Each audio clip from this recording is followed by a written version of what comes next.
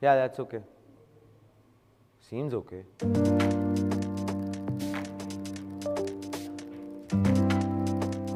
Tonight's headlines ask a single question. Cam 3 has a split lighting, is what he said.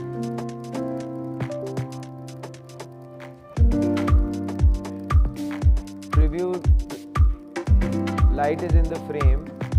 Cam 1 light is in the frame.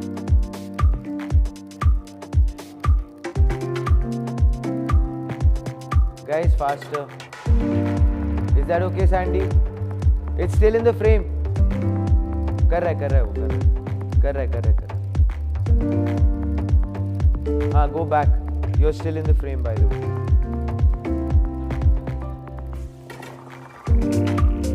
Now, sorted. Chalo. Yeah, all sorted. Okay, I'm starting with good evening and welcome to front page, okay? So don't get confused. But I'll start from here, okay? वो monitor चला गया. Monitor.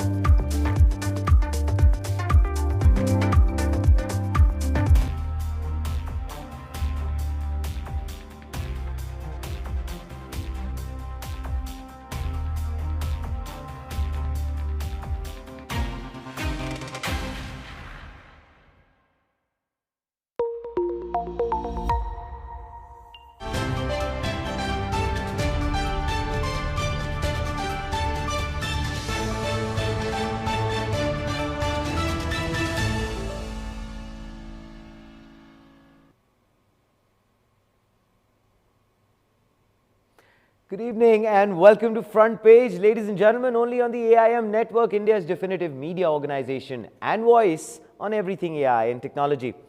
Tonight's headlines ask a single question: who controls work, learning, childhood and culture in the age of AI?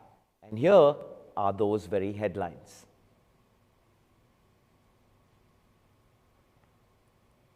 Moonshot AI 2.5 disrupts with vision-based coding and autonomous agent swarms, challenging Silicon Valley by turning solo developers into managers of high-speed digital workforces.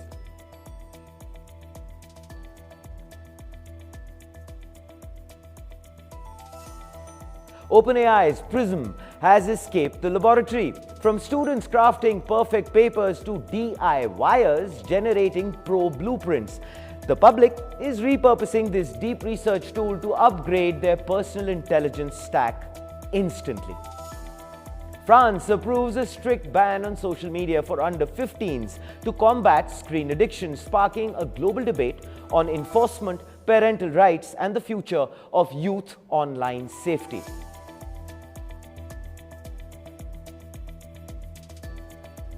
And finally, ARS Electronica Future Lab founder Horst Hortner argues that generative AI now actively constructs reality rather than reflecting it, transforming creativity, culture, and authorship into the next critical battleground for societal power.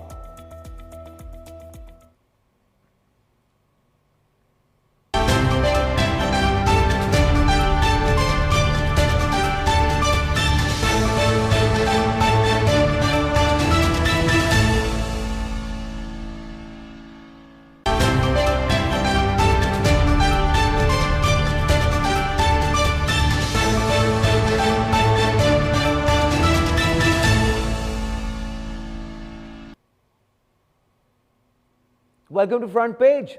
OpenAI has launched Prism, a free cloud-based workspace designed to help scientists write and collaborate on research using artificial intelligence, as the company pushes deeper into tools for academic and scientific work. OpenAI just deployed the patch. They took the Crickset architecture, that cloud-native latex platform, if you remember, which they had acquired without a lot of noise, and fused it with GPT 5.2. The model has root access to your project directory. It parses .tex files, it maps the dependency tree of your arguments. So basically, when you change a variable in equation 3, let's say, it flags that your conclusion in section 5 is now mathematically invalid. It runs a diff on your logic the way a linter runs on your code. It handles the grunt work, citation formatting, bib text management. The context window holds the entire thesis, not just the abstract. The real disruption that we have seen is actually in the visual stack. So when you draw a system architecture, let's say on a whiteboard, you snap a photograph of the same, drop it into the console, the multimodal engine generates the TIC-Z code. It renders a vector perfect diagram inside your document, zero shot. So if you, of course, have ever wasted hours mapping coordinates in TIC-Z, you pretty much understand that the value proposition here becomes infinite. It adds multi-layer latency comparable to Google Docs, but with version control, unlimited collaborators, real-time commits to the draft. So now, of course, if you're thinking, I don't have a PhD, I don't wear a lab coat, so why should I care? Because the biggest secret about Prism is that it's not just for scientists, and OpenAI has admitted it. They are already seeing 8.4 million queries a week on hard science. If you are, of course, an undergrad and have a 20-page paper due on, let's say, the geopolitics of lithium, what you do is feed Prism the raw PDFs, and it will, of course, format the citations perfectly. Let us say you draw a terrible sketch on a napkin, pretty much like me. Don't worry, feed it to Prism. It will turn your, sorry to say this again, but your chicken scratch of a doodle into a vector perfect schematic. So I guess no need to learn SCAD, just draw the box. If you are, let's say, arguing on Reddit and trying to make a credible point about, let's say, metabolic health without disappearing into the Google Scholar, that's exactly where Prism makes a grand entry. Prism basically goes into the literature, pulls the papers, synthesizes the findings, and figures out what actually holds up. And of course, what comes back from Prism is the kind of argument usually built over years of academic work. But of course, it is minus the timelines, the jargon, and most definitely minus the student debt. So what do we feel? Well, here on front page, this is our thought. OpenAI is giving us a GPT 5.2 powered lab for free. They don't care so much about your subscription, no. What they actually want are your traces. They conquered code with GitHub. They conquered chat with ChatGPT. Prism is the wager they are putting up for reasoning data. By hosting the process of science, the complicated, iterative, red line drafts, they are actually building the training set for the next model. They are capturing the chain of thought of the smartest people on earth to optimize their weights. The tool is S-tier. It deprecates the old stack, and alongside that, the friction, of course, is gone. But please, let's not make any mistakes here, because we are not just writing a paper. We are performing RLHF, which of course stands for Reinforcement Learning from Human Feedback, on their infrastructure. So please make sure that when we use the tool and ship the discovery, we have our local backups intact. This, ladies and gentlemen, is Front Page by the AIM network, and you know what to do. Yes, think AI, think AIM.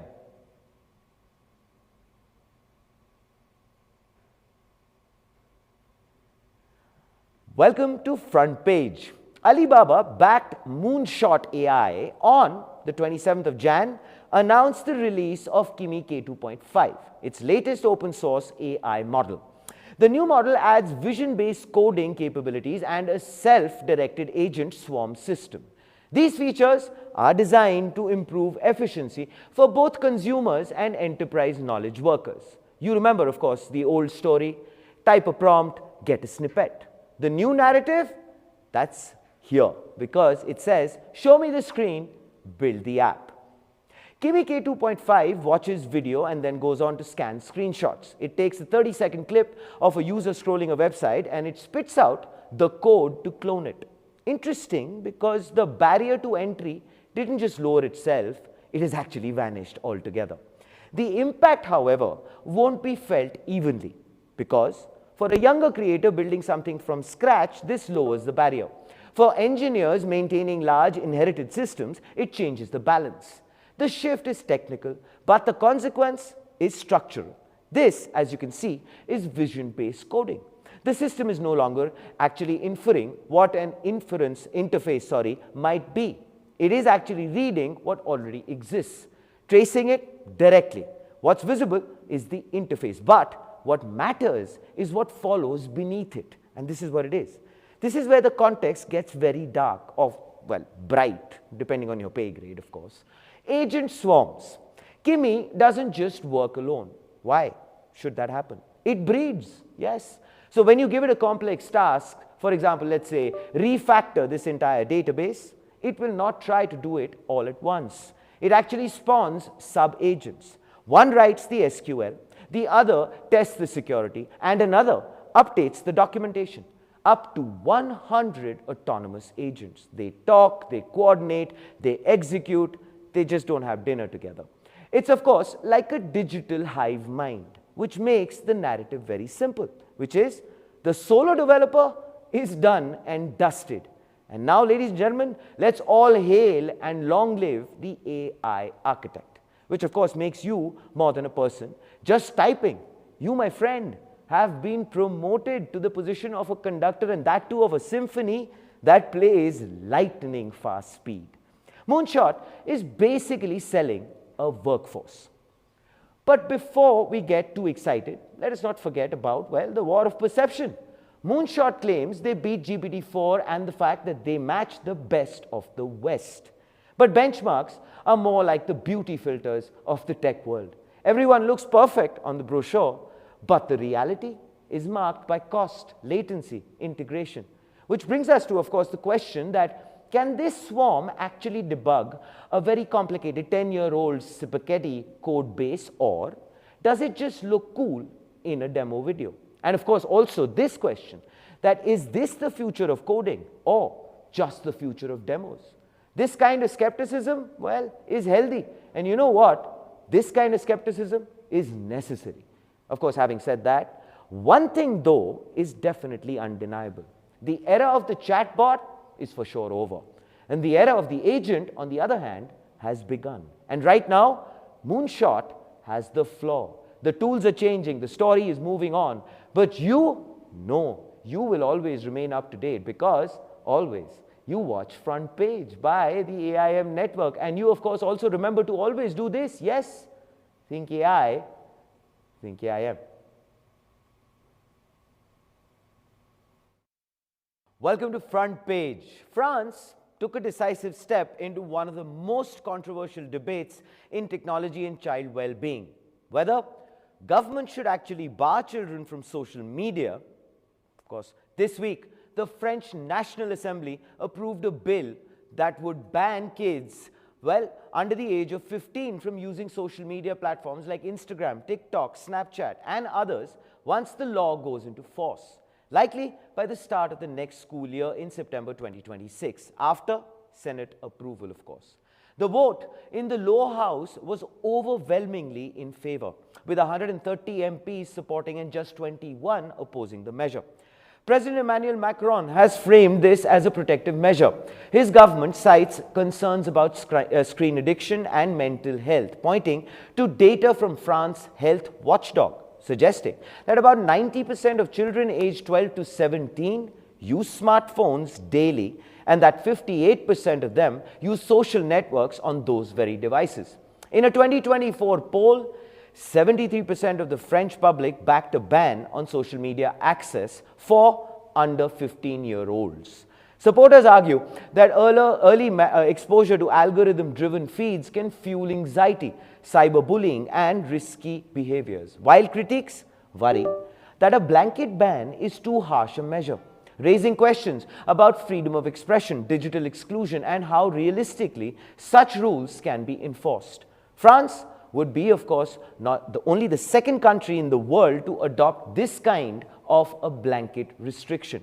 Australia became the first back in December 2025 when it enacted a law preventing minors under 16 from holding social media accounts. Within weeks, Australian authorities said they had deactivated about 4.7 million accounts belonging to users believed to be under that age. That law itself has sparked debate down under. Surveys showed strong public support, often above 60 to 70%, but a majority of Australians expressed doubts about how effective it actually will be in protecting kids. Now, other governments from United Kingdom to India are watching closely, weighing whether the risks of social networks outweigh the rights of young people to connect, learn, and express themselves online. Against this global backdrop, we are joined by Jeet Lahiri, an ex-Meta executive with over 21 years of experience across marketing, content, and platform strategy. He, of course, has been a part of the core team that launched Instagram Reels in India, helped shape the creator ecosystem, and previously spent a decade at Ogilvy and DDB, leading award-winning teams across regions. Welcome to the show, Jeet. How are you doing? Wonderful to have you with us on Front Page. Hi, Sudhi. Thank you so much. I hope I'm visible and everything is loud and clear. Absolutely. You're looking wonderful and extremely confident to answer all of my questions and try to, well, dig deeper as far as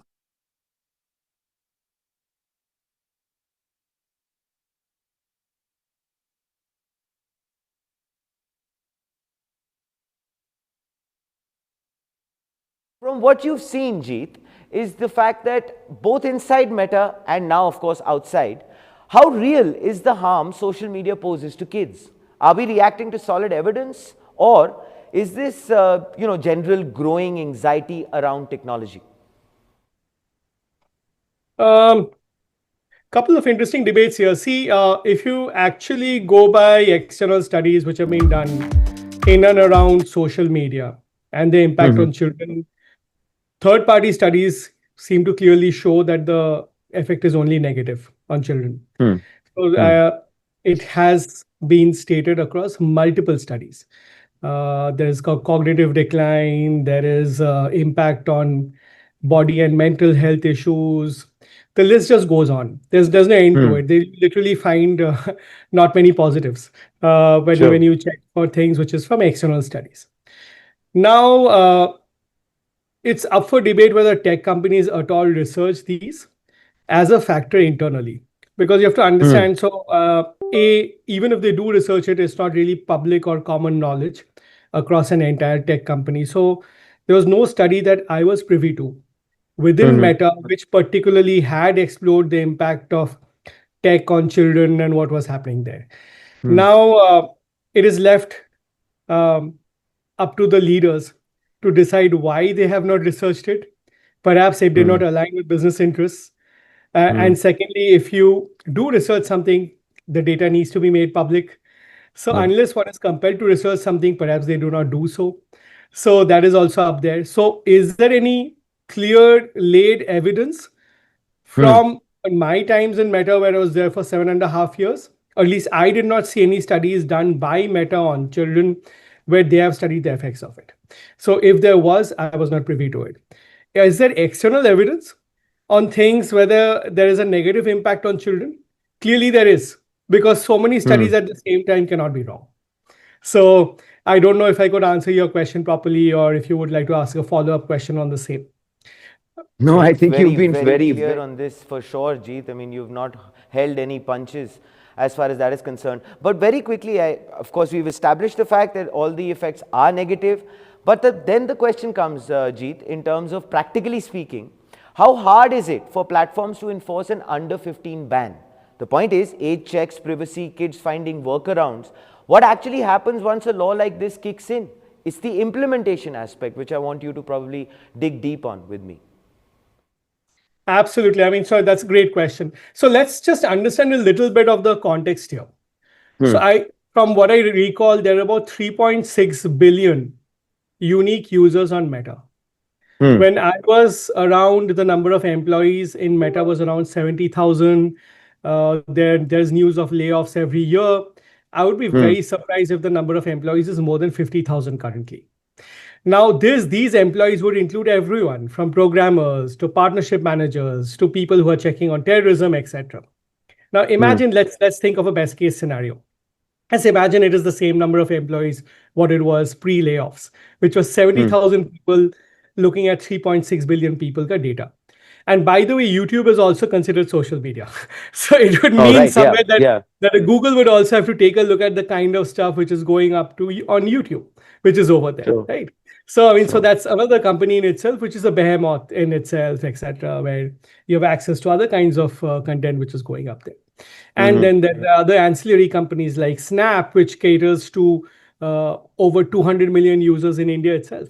And they have the highest number of people who are in the Gen Z segment, which is around 19-year-olds and young. So there are a lot of these tech companies. So you're talking one of implementation across tech companies. It's not one company. Secondly, like you rightly said, there's no silver bullet. So what do you depend on when the number of users itself on a company is so big? You depend on existing data which a user, that is you, I, our children, have entered when they have first registered onto these platforms. That would be their date of birth. Jeet, First I'll and need foremost. you. I'm so sorry if I'm breaking your train of thought, but because of paucity of time, I would really request you if we could navigate a lot quicker, because I need to ask you a couple of more things. Yeah. Sorry. Yeah. Sorry. So I'm thinking, so you're dependent on things like AI and the data that people put in by themselves. And that would primarily mean that you're dependent on the data that you or I have entered. And that becomes the benchmark for a company to keep you on a platform or not keep you on a platform. Which means ultimately the ownership perhaps lies little with us and less with the companies, because they'll just say, oh, date of birth, so they had entered 18, so they must be an 18-year-old. Yeah. Fair enough. Okay. What's the risk, according to you, in terms of a ban like this backfiring?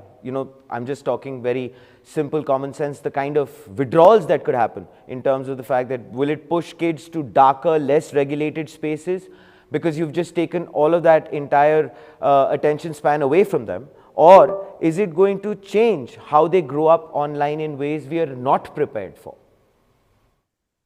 Of course, yes. So You if have kids, two children as well. yes, of So, course, I mean, 15 and 5. yeah. So I mean, without a doubt, kids will find their own ways to communicate with other children, and they'll do it in the digital space. They'll go on to things like perhaps a Telegram, which is far less regulated, or a WhatsApp, or some other tool. They will always find their way, or they'll use VPN and go on log in through another country. Nothing changes for them on a practical ground because they are far smarter than we parents ever will be. So Okay. ways, and in fact they'll find ways to hide it from others and do it, because that's simply how the world always has been. Kids are by Yeah. default rebels, and rebels work best on a digital world. Fair enough. So that one thought is the fact that the parent finally bears the ultimate responsibility. And of course, being a parent yourself, I would like to ask you, given the fact that other countries are looking at this very closely, what should India do? Oh, India should. So as a parent, my answer is India should definitely find a way to regulate things for children. But it's also a problem. I mean, there are also other studies which indicate that it's a problem of the poor rather than the rich, because the rich can afford to send their children to tennis classes and golfing lessons and other things. Fair. But the poorer Fair. you are, you hand them an iPad or an iPhone and let them be busy. So it's effectively their nanny, not too good a nanny which is out there. So it's convenient for parents to hand over a phone. Let's face it. And will a parent want to Fair let go enough. of convenience? I'm so sorry, Perhaps not. Jeet. I'll Cut you have to through, but cut you I through. believe you've made a very, very pertinent point. It was wonderful having you with us on Front Page. Again, sincere apologies because of the paucity of time. Ladies and gentlemen, that was Jeet Lahiri. Of course, we're going to bring him back again as this debate continues. But this is what we feel on Front Page. If governments can decide when children can drive, vote, or drink, should they also set boundaries for when kids go online? That's exactly what probably Jeet was talking about. France believes some limits are necessary. Whether that leads to safer digital spaces for children or simply shifts responsibility and risk elsewhere is actually the conversation the world is now starting to have. This is Front Page, ladies and gentlemen. Like, share, subscribe, and always remember, think AI, think about your children, think AIM. We're reporting today from Bengaluru Hubba right here at Alliance Francaise at the Future Hub. Some very interesting conversation is happening here as we speak. not about what's next, but about how we imagine change itself. So we are asking how leaders imagine change and why misunderstanding the future may be our biggest risk. At the same time, AI for maths is taking a new form in the era of AI, and how AI is redefining art and entertainment. That's exactly why this matters today on Front Page. Welcome everyone. This is Front Page. Today we are at Bangalore Hub, Futures Hub at Alliance Francaise, and we have a very special guest who is kind of the founder of Ars Electronica Future Labs, which is one of the world's most influential labs working at the intersection of art, technology, and society. Welcome, host Hotna. Yeah. Thank you for Welcome having to me Front here. Page. Yeah. Yeah. Pleasure. Pleasure. So how is it going? How was Bangalore Hubba for you? Fantastic. Fantastic. Yeah. I had the chance to see the Freedom Park already. Wow. Was around there. Very impressive.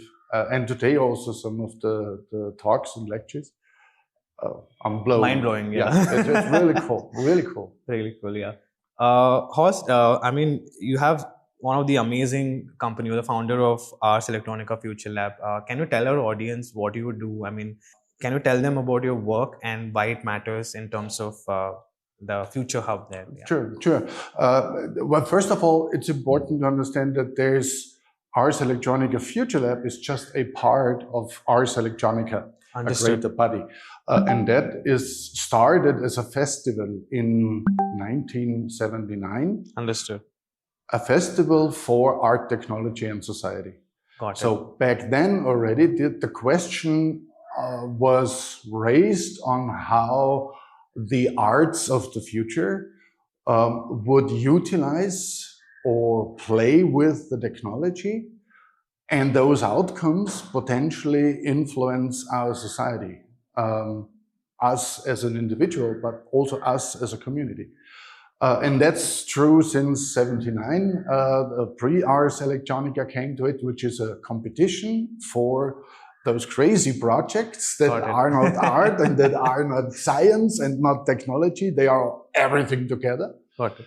That is, by the way, the call is open. So this year's call already opened. Please send your entries if you have smart ideas. Understood. And in 1996, the Ars Electronica Center came to it, which is, we called it the Museum of the Future. And in parallel, at the same time, the Ars Electronica Future Lab came into place, which is more or less the R&D department, the atelier, laboratory, the think tank, do tank of the Ars Electronica. About 30 plus members from all different disciplines. So we have architects, artists with a traditional education coming from an art school, as well as software engineers, AI experts, physicists, sociologists, STS experts, biochemistry is there. With almost as many different educational backgrounds as we have members. Got it. Actually, almost more, because several of the members do have two hearts in their breast. Understood. So, for example, one studied physicist. Understood. And then after physicist, or during the study of physicist, she became bored and thought, I go to the art university and inscribe there as well, which means now she has both directions covered. She is a physicist, theoretical physicist, and artist. And many others are similar. Ali Nikrang, our AI expert, for example, he originally studied piano in the Mozarteum in Salzburg, finished that, so he is an educated pianist, but then started artificial intelligence engineering at the Johannes Kepler University in Linz. Amazing. And that's when we met. So now he is part of the lab. So many different talents, crazy people who are interested in a very holistic perspective. Understood. At least science and art. Understood. Horst, I mean, have you been an artist your entire life? Like, what was that moment where you realized, like, okay, this is your go-to to start something like this? Well, yes and no, because Okay. I'm also a trained engineer. Understood. So I have several Two hearts. hearts in the breast. So I'm a trained engineer for civil engineering. I'm a musician. Amazing.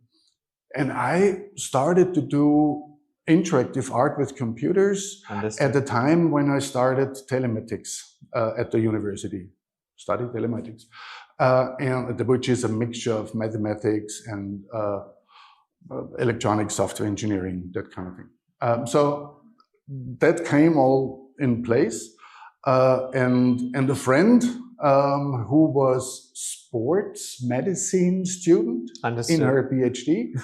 She was actually working on, well, it's quite fantastic moment. Like, she was the one who identified that downhill skiing, you don't use your eyes to identify what surface is in front of you. You actually hear your ears. Got it. And by the sound that you receive, you know what kind of quality this the underground has. And your soul is then distributing the weight differently, which is an ear phenomenon, not an eye phenomenon, because it's way too fast to see what material it is. Right? And then it turned out that's true for every movement. That's true for our steps on the street. Our souls differentiate that. If we step in water, if we step on stones, if we step on leaves, we immediately react on the audio. So she was thinking how to transport this in an exhibition. And she came to me because she knew me, civil engineer, software engineer. I was working at robotics at this time, and musician. So she thought, well, let's talk to him. And that was the start when I joined into this artistic interpretation of technological capacities for artistic expression. Yes. That is kind of this fundamental idea that incorporates art and tech. It is all about to understand everything about the technology, but at the same time utilizing or even very often misusing the technology for the sake of your message you want to achieve. Understood. And that is that part of creativity, I would say, that is there since, in this festival at the Ars Electronica since 1979. And then later on, I had fun to join the Ars Electronica Center build-up. And I did the technical lead on that. And then the center was successfully opened, and then we said, well, let's found the Future Lab. We founded the Future Lab. Very fascinating journey and very creative driven. I mean, it's fascinating that how the like-minded people came together to start all of this. So what are some of your favorite work that you would like to tell our audience in terms of project that you've done, which are when you say about these kind of things are about, bringing those experiences which otherwise would not be possible. So why do you think it's important in, modern society or present day society to have these... To have the arts in yes. Yeah, well, that's... very deep. How many hours do we have? Let's keep it short. I try to.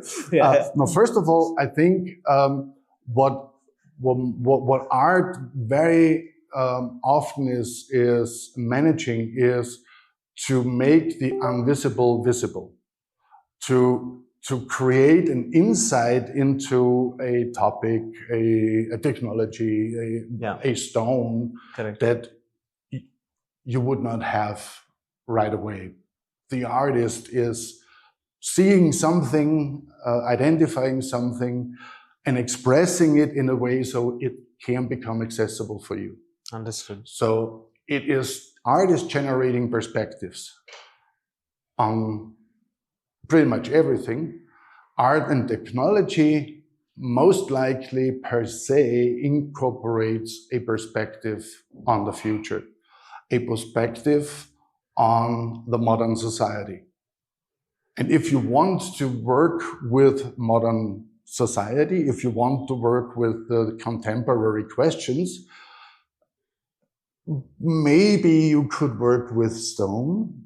Got it. But what really drives our sociological development is technology. Understood. The ever-growing technosphere that we are embedded is a contemporary fact that you can't delete from our society anymore. So if you think about the society, you think about technology. You think about the impact that it has in its, chances, risks, threats, possibilities. And you utilize these technologies as your material. You're not working with stone anymore, you're working with technology. And you form that technology to the content, to the point, to the consequence that your vision, your idea, your perspective is expressible through it. And that is, I think, the very relevant, for now, the very relevant approach to our society, because it gives everybody of us a chance to change perspective. It gives everybody of us a chance to see behind the curtain and to understand a bit more about the technosphere that I'm referring to. Yeah. And the most beloved project you were yes. The most beloved project is always the next one to come. Wow. So just talking about the next one, right? So I mean, in Bangalore, there not just in Bangalore, across India, suddenly a lot of events are happening in terms of experiencing these kind of things. So how do you bring about those experiences, not just like a music concert or a show, but also elevating the experiences that you would have seen Coldplay and different things in terms of how they use technology, in terms of those bands. So these are small glimpses of what people can experience in terms of unification and all of that through music, art, literature. You said next project. So what is that next project? Do you see potential here in India in terms of given? By the way, today Linkin Park concert is happening in Lollapalooza, right? So that is happening. So what are your exciting? What are you excited about with these kind of things happening? Yeah, well, I would like to separate between entertainment and art. Okay. It can be both, but by its nature, it isn't. Okay. So it isn't the same, at least. So it can be entertaining and artistic, but it's not per se art is entertainment. Understood. So the examples that you gave are nice and clever usage of technology. Understood. To entertain. Nothing's wrong with it. To entertain people and people having a good time, perfect. But if it comes to big outdoor events, for example, one example I could give you of the history, that was the Spaxels, the drone shows where they have lights underneath. Oh yes, This was world premiered by the Future Lab in 2012. Understood. We did the first swarm of 49 because we lost one. Originally should be 50, but 49 of them took off, and with LEDs underneath. And there's several concepts behind that driving force to do that. First of all, the idea was simply to have a real three-dimensional graphic. Wow. Which means liberating the pixels from the screen to space pixels and freely position them in space. Wow. Which is the name Spaxels. So space pixels. Therefore the name. So we did that. We've liberated that. But at the same time, the reason even to look at drones at this time, 2012, drones were dangerous drones were used for surveillance, for bombing. This kind. Not even camera drones were that freely available at this point. So we wanted to utilize that, and I have to say, as a techno geek, beautiful technology. Wow. That's like fascinating. We wanted to take this away from industry and military, not leave it to them. Bring it back to the civil society. Yeah. Put the lights underneath and draw something beautiful into the sky. Yeah. As an art piece. And that was mind-blowing for the visitors there. 90,000 visitors, when we did this first show, have witnessed the first appearance of drones in the sky. Well, actually, you only saw the lights. You didn't see, because it was night, you didn't see the drones so much. Which is also the reason why I'm not so interested in drones per se. I am interested in, how to say, this idea of having a virtual object, but in the real space. And it somehow, if you want to try to touch it, it becomes very real, right? It is physically existing, but still expressing a virtual, imaginative, whatever. You can draw anything with it. Nice. And meanwhile, I mean, we were the first who did that outdoors. But meanwhile, we not only started a nice arts project, we not even started a fantastic program. So we have actually started a market.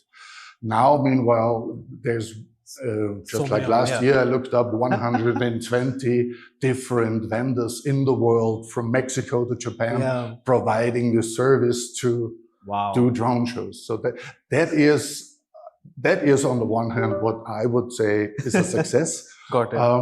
And also it is successful because people see drones now very differently. Yeah. It becomes almost like, not really a firework, but close to a firework. Impressing only.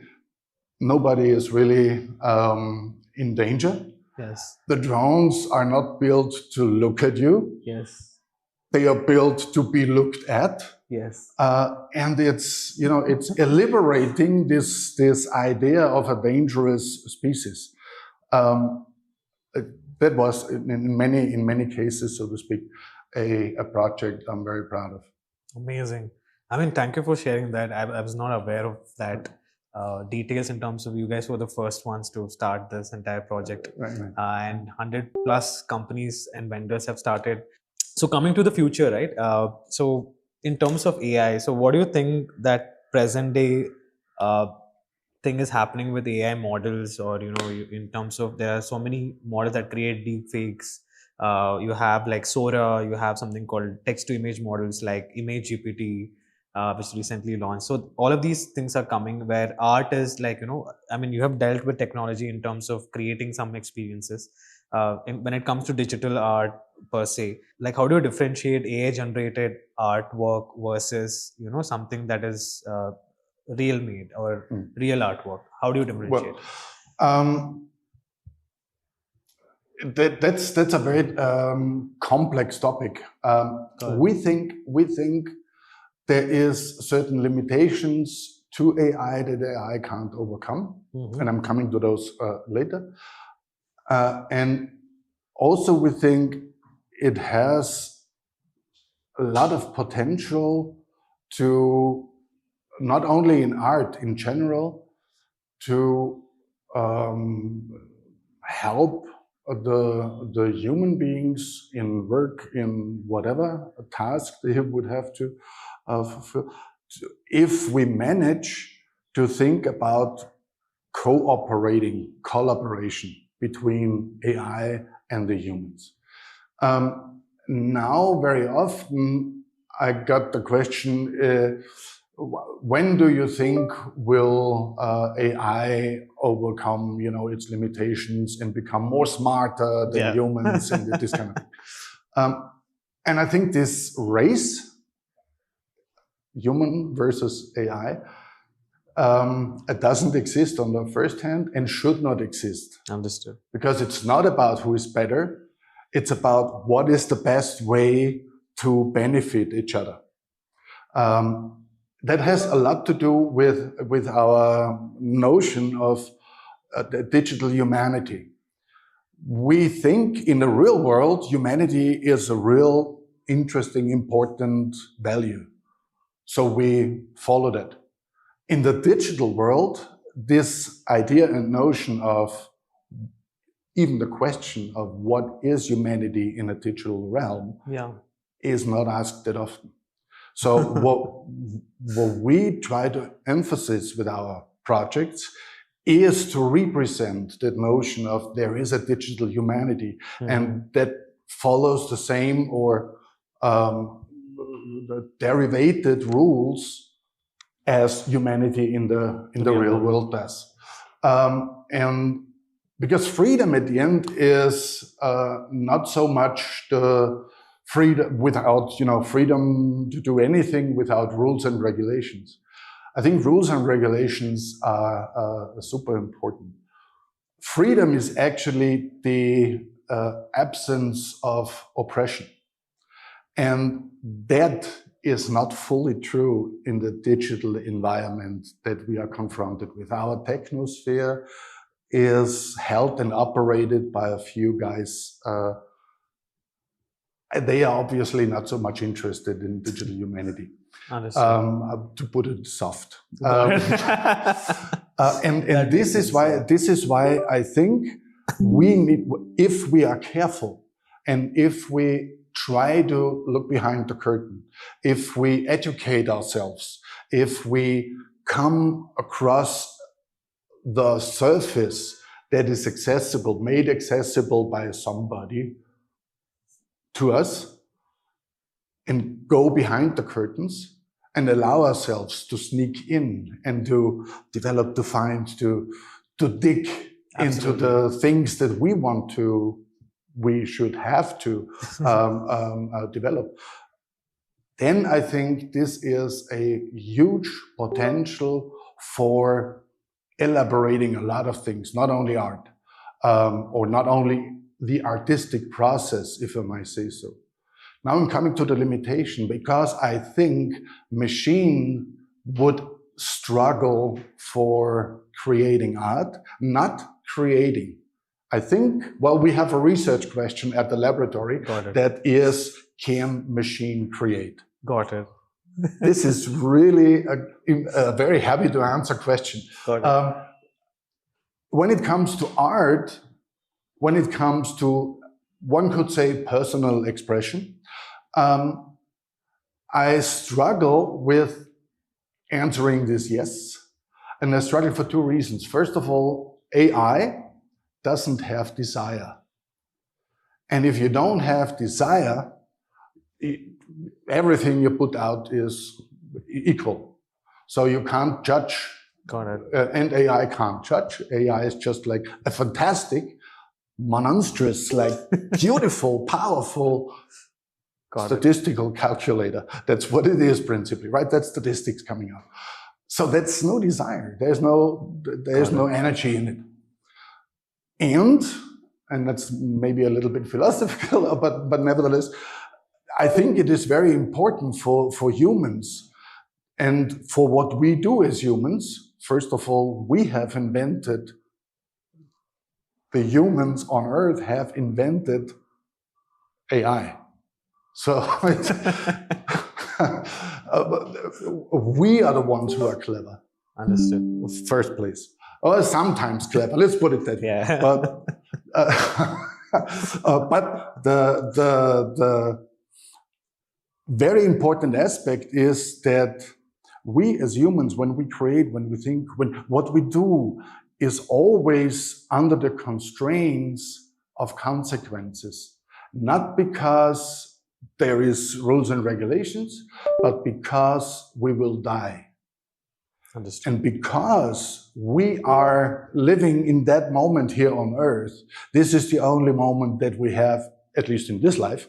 And we know this is going to be ending somewhere. Most of us generate the notion out of that fact that we want to make things better. want to make things better for us, want to make things better for our kids, for grandchildren, whatever. But this is very, very human to think about increasing our possibilities, our life in a way. And that's also not existing in AI, because AI is not aware of death, because it doesn't die. You know, as long as there's power, this fundamental, crucial aspect of life and creativity, it probably will never go into a machine. Yeah. I mean, I can go on and on. I mean, that was really wonderful. So do you think this is the base reality and there's another reality which is kind of designing this? Well, do you think it's no? There's only one reality, right?